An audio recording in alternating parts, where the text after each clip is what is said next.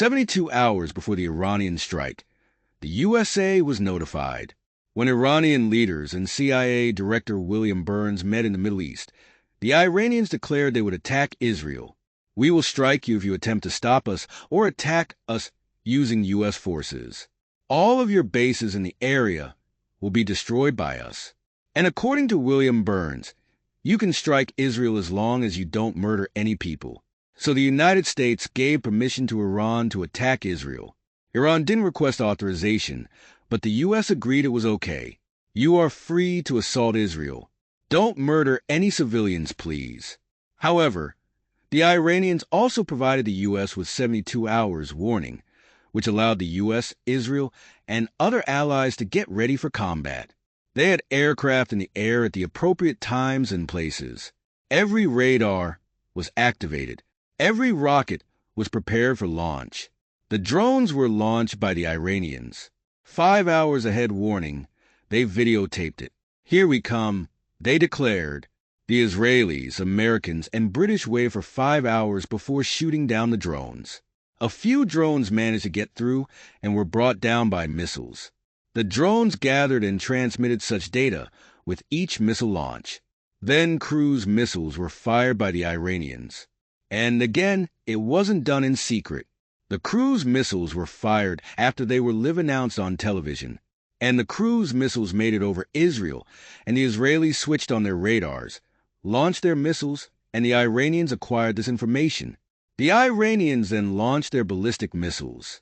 A portion of these ballistic missiles were launched on elevated trajectories to divert the attention of the Israelis and Americans, who intercepted them.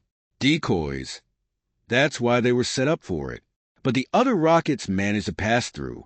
The Iranians reached out and touched the Israelis at Ramon Air Base, a covert intelligence facility on the Golan Heights that was involved in gathering the intelligence used in the Consett attack.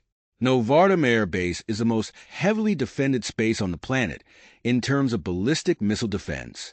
The Israelis were unable to halt this assault. The strike was unstoppable by the United States.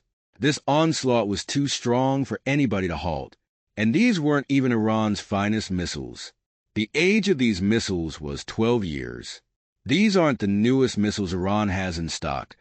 Some of them may have been 6 or 7 years old. Nevertheless, most of these missiles managed to pass through and strike the sites that Iran had targeted.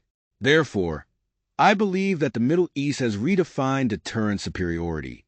Prior to this strike, Israel operated under the notion that it could do anything it wanted, and nobody would respond against it because everybody was frightened of the Israeli retribution. Here, the Iranians said no. "A line has been drawn by us. Since you broke it, we are fighting you." Nor outside Israel, nor in the Golan Heights. They struck Israel's 2 most vulnerable air bases, and Israel was unable to stop them. Not only does this shift the game for the Middle East, but it is a game changer throughout.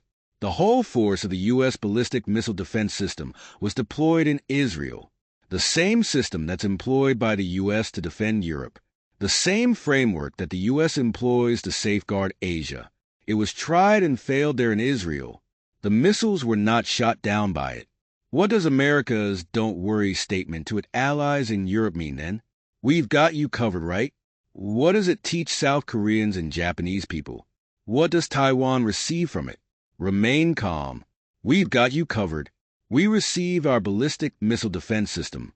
And at this point, everyone in Asia and Europe ought to be thinking, yeah, but it didn't work against the Iranians. Do you believe it will be effective against the Russians? You believe it's going to work against the Chinese? Do you believe it will be effective against the North Koreans? And the response is undoubtedly no. It is not going to work. Thus, this also changes the game on a worldwide level, because it can no longer function under the presumption that it possesses a functional ballistic missile shield. It has placed the United States in a changeable checkmate with its possible adversaries. The Iranians disproved the existence of this. I believe that history has demonstrated that there is no such thing as an ideal defense. The Germans are aware of this.